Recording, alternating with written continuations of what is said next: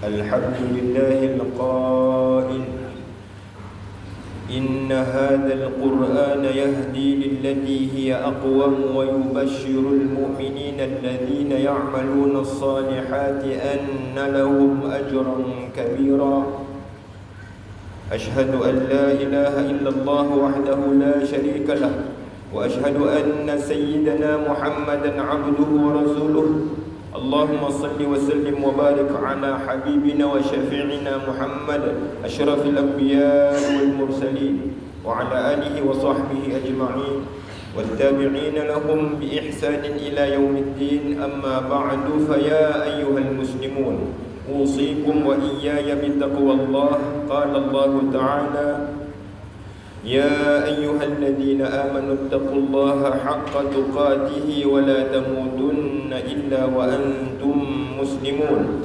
Muslimin yang dirahmati Allah Subhanahu wa taala, sebelum itu khatib ingin menyuruh, marilah kita meningkatkan ketakwaan kepada Allah Subhanahu wa taala dengan sebenar-benar takwa, dengan melaksanakan segala perintahnya dan menjauhi segala larangannya. Sesungguhnya orang yang paling mulia di sisi Allah ialah orang yang paling bertakwa. Pada hari yang mulia ini, marilah kita bersama-sama memberi tumpuan sepenuhnya kepada khutbah yang akan dibaca. Janganlah berbual-bual, tidur dengan sengaja ataupun bermain telefon bimbit semasa khutbah dibacakan, kerana perbuatan tersebut boleh menghapuskan pahala Jumaat kita. Sebaliknya, mendengarkan khutbah dengan penuh perhatian adalah sebahagian daripada kesempurnaan solat Jumaat. Pada hari ini mimbar akan membacakan khutbah yang bertajuk Amalan Membaca Al-Quran. Sidang Jumaat yang dikasihi sekalian, Al-Quran ialah kitab suci yang diturunkan kepada Nabi Muhammad sallallahu alaihi wasallam sebagai mukjizat terbesar yang kekal sehingga hari kiamat. Al-Quran bukan sekadar bacaan ritual, tetapi petunjuk hidup, hudan linnas, yang mengandungi rahmat dan penyembuh bagi mereka yang beriman. Allah Azza wa Jalla berfirman dalam surah Al-Isra ayat 9, Inna hadzal Qur'ana yahdi lillati hiya aqwam wa yubashshirul mu'minina alladhina ya'maluna as-salihati anna lahum ajran kabira. Maksudnya, sesungguhnya Al-Quran ini memberi petunjuk kepada jalan yang lebih lurus dan memberi khabar gembira kepada orang-orang yang berbuat kebajikan bahawa mereka akan beroleh pahala yang besar. Ayat ini menjelaskan bahawa Al-Quran bukan sahaja memberi hidayah, malah mengandungi janji pahala yang besar bagi mereka yang mengamalkannya.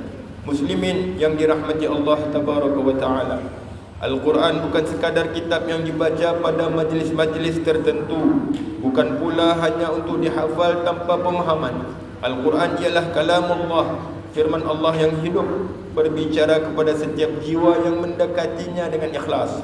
Rasulullah sallallahu alaihi wasallam bersabda dalam sebuah hadis yang berbunyi yang bermaksud, bacalah Al-Quran, kerana sesungguhnya ia akan datang pada hari kiamat sebagai pemberi syafaat bagi para pembacanya. Hadis riwayat Imam Muslim. Bayangkan tuan-tuan, Al-Quran yang kita baca pada hari ini, yang mungkin kita anggap ringan, akan menjadi saksi dan pembela kita di mahkamah Allah yang Maha Agung. Setiap huruf yang dilafazkan, setiap ayat yang dihayati akan menjadi cahaya pada gelapnya padang mahsyar. Allah Azza wa Jalla berfirman dalam surah Fatir ayat 29 hingga 30 yang maksudnya, sesungguhnya orang-orang yang selalu membaca kitab Allah dan mendirikan solat dan menafkahkan sebahagian dari rezeki yang kami anugerahkan kepada mereka dengan diam-diam dan terang-terangan, mereka itu mengharapkan perniagaan yang tidak akan merugi, supaya Allah menyempurnakan kepada mereka pahala dan menambah kepada mereka dari kurniaannya. Sesungguhnya Allah Maha Pengampun lagi Maha Mensyukuri. Sidang jemaah yang dimuliakan, membaca Al-Quran bukan sekadar ritual kosong. Individu yang sentiasa membaca serta bertadabbur dengan isi kandungannya, amalan tersebut boleh memberi kesan yang bermanfaat dan berguna dalam kehidupan seseorang seperti berikut. Pertama, penawar hati dan jiwa. Allah Subhanahu wa taala berfirman dalam surah Yunus ayat 57, يا أيها الناس قد جاءتكم موعظة من ربكم وشفاء لما في الصدور وهدى ورحمة للمؤمنين. Maksudnya, wahai manusia, sesungguhnya telah datang kepadamu pelajaran dari Tuhanmu dan penyembuh bagi penyakit-penyakit yang ada di dalam dada, dan petunjuk serta rahmat bagi orang-orang yang beriman. Dalam era yang penuh tekanan, anxiety atau kerisauan dan kecelaruan minda, Al-Quran ialah penawar syariah yang paling mujarab, yakni ar-ruqyah asy-syar'iyyah, bukan dengan dukun, bukan dengan adat tradisi, tetapi dengan kalamullah yang menenangkan jiwa dan menyusun semula fikiran yang kacau. Kedua, peningkatan darjat dan kedudukan. Setiap ayat yang kita baca ialah anak tangga menuju kedudukan mulia di sisi Allah. Setiap surah yang kita hayati adalah tujuan akhirat yang tidak pernah merugikan. Rasulullah sallallahu alaihi wasallam bersabda yang bermaksud, dikatakan kepada penghafal Al-Quran, bacalah dan naikkanlah darjatmu dan tartilkanlah sebagaimana engkau mentartilkan di dunia, kerana sesungguhnya kedudukanmu adalah di akhir ayat yang engkau baca. Hadis riwayat Imam Abu Dawud.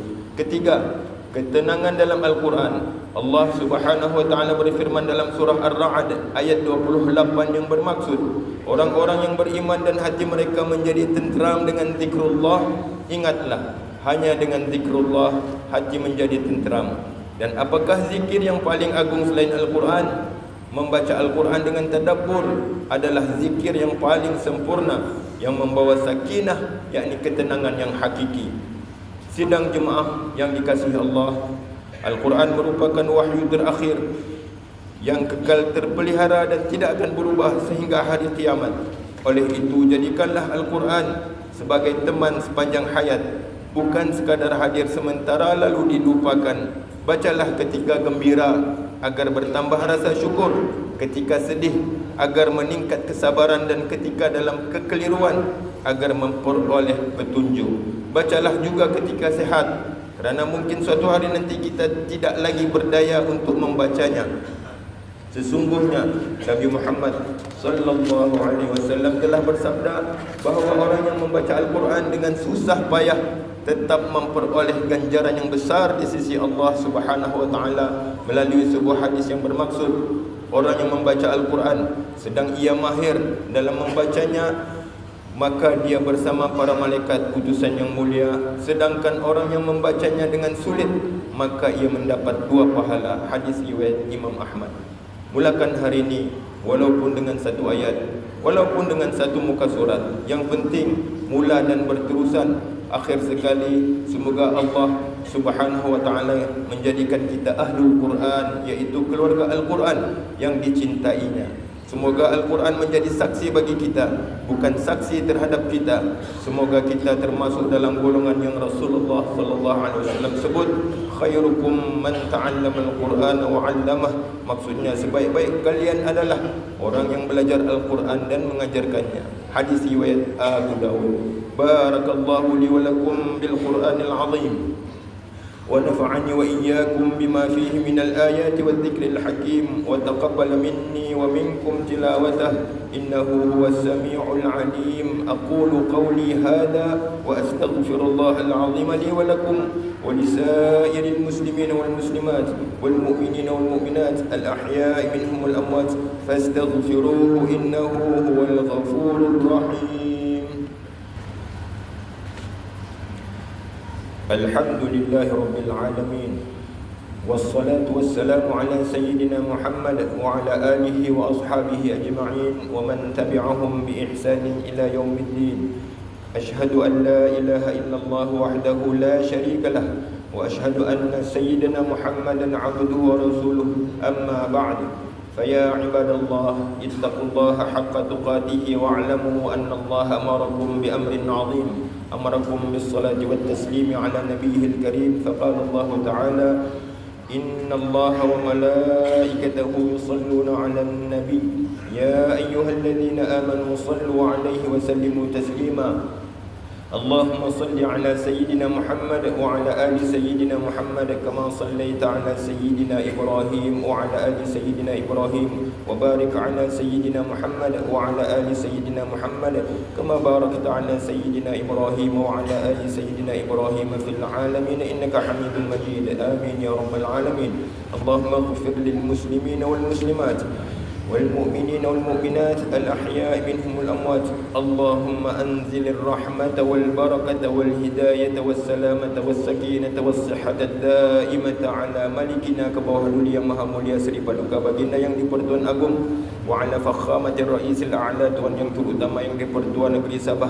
Waj'alillahumma hadhil baldata wa sa'ira biladil muslimina aminatan mutma'innah innaka ra'ufur rahim. اللهم ادفع عنا البلاء والوباء والفحشاء والمنكر والمحن والفتن ما ظهر منها وما بطن من بلدنا هذا خاصة ومن بلدان المسلمين عامة إنك على كل شيء قدير. Ya Allah, bantulah saudara-saudara kami yang tertindas di bumi barakah Palestin dan di setiap tempat. Ya Allah, jadilah Engkau pelindung, penolong dan penyokong mereka. Ya Allah, cempakkanlah kekuasaan-Mu ke atas orang-orang zalim dan goncangkanlah bumi di bawah kaki mereka. Ya Allah, naungilah kehidupan negeri dan juga negara kami dengan rahmat-Mu. Hiasilah diri kami dengan sifat terpuji dan jauhi kami dari sifat yang keji. Satukanlah hati kami dalam menegakkan kebenaran dan mencegah kemungkaran. Perelokkanlah pekerti kami dengan jalinan perpaduan, sentiasa berlapang dada dan mengutamakan sikap tabayyun serta ilmu dalam setiap tindakan.